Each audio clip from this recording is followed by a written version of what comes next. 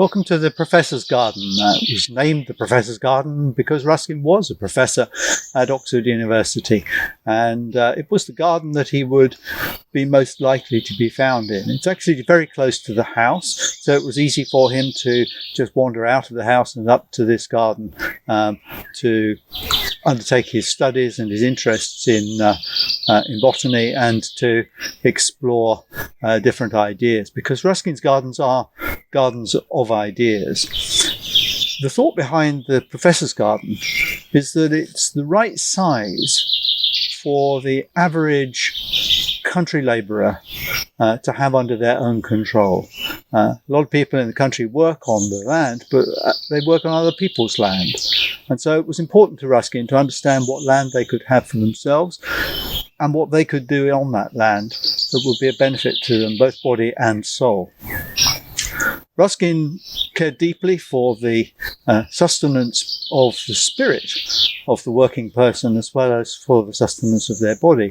And so it was that he was interested in the idea of cultivation that would provide for both.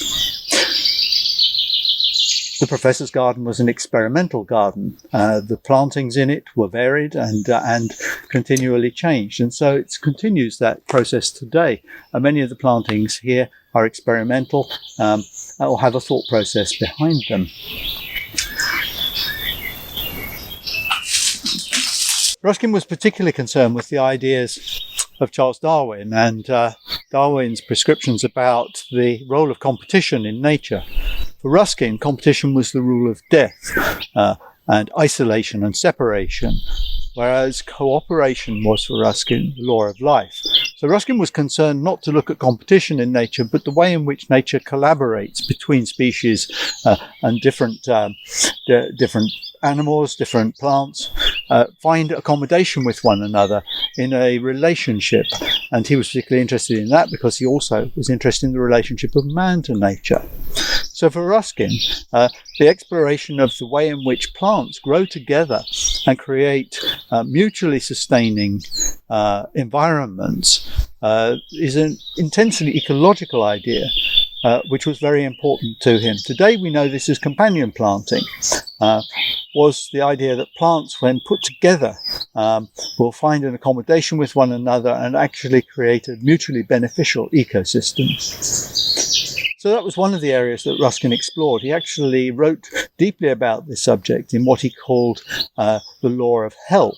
And he saw it as the idea that within any living system, within any society, and within, indeed, any work of art or other human creation, it was important to understand the way in which any one thing was there to help the rest of everything else.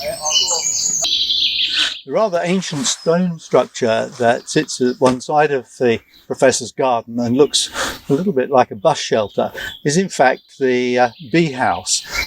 This is where the bee skeps, or the bee hives that were made of straw, sat in a row on the stone steps in here, and of course provided pollination for the garden. Very important in those days, very important today.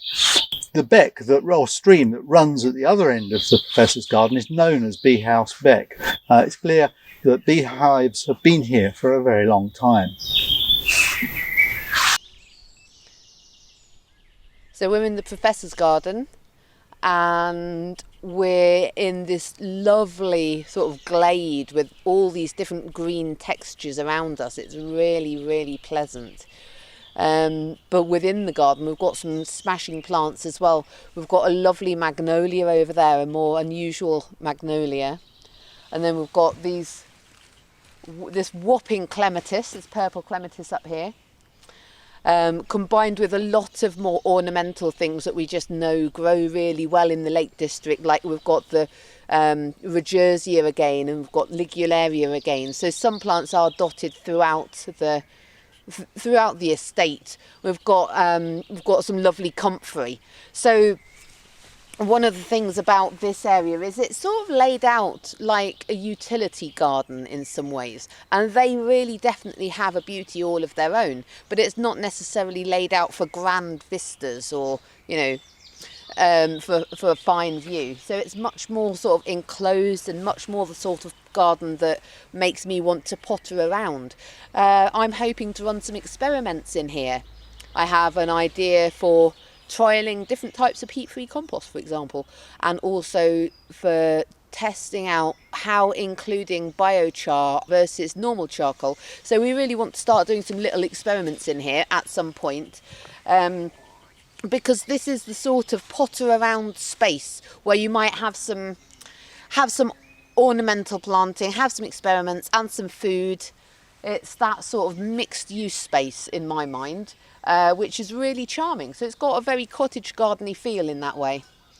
So we've got a whole row of cordon apple trees at the back there, various different cookers and eaters. We've got the geranium phaeum that we've got down in the trellis walk, and the iris chrysographes that we've got in the trellis walk. But then we've got the regersea that we've got in the high walk, combined with some fennel and chives and other things that we've got in the terrace garden, which is much more edible. So it is a lovely mixture of different things, which is almost exactly what a cottage garden would be. So we've got a lovely Magnolia soulangeana down near the road, which is one of the sort of typical magnolias with the white flowers with the pink streak up each petal. So that looks really, really nice earlier in the year. But then up here we've got this much more unusual magnolia. It's called Magnolia sieboldii. Look, it's got these very lovely pure white flowers. And then magnolia fruits are really fascinating to look at as well. They're just these really sort of jaggedy, sculptural. They're very, very sculptural fruits. So it's really nice to have these. This one again is leaning for the light, as a lot of the plants around here do. But it's actually, this is its second location. So it was planted down there where it would have had more light, to be fair, but it leant over the wall and it layered itself above the path. And so now what we've got surviving is actually the layer of the original. But either way, we're very happy to have it. So here we've got Impatiens nolli tanger, which translates roughly as touch me not balsam. So you've probably heard of Himalayan balsam. This is not Himalayan balsam. It's not invasive in the same way, but it is related and it looks quite similar. So like when you look at the way it roots down here, it looks very similar.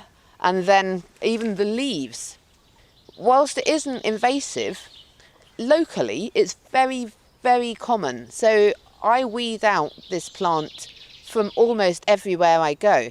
And we let it seed a lot as well, because it's the food plant for the netted carpet moth, which is absolutely incredible. But it's quite amazing that it's not a common plant nationally, but in Brantwood it's probably one of our most common plants.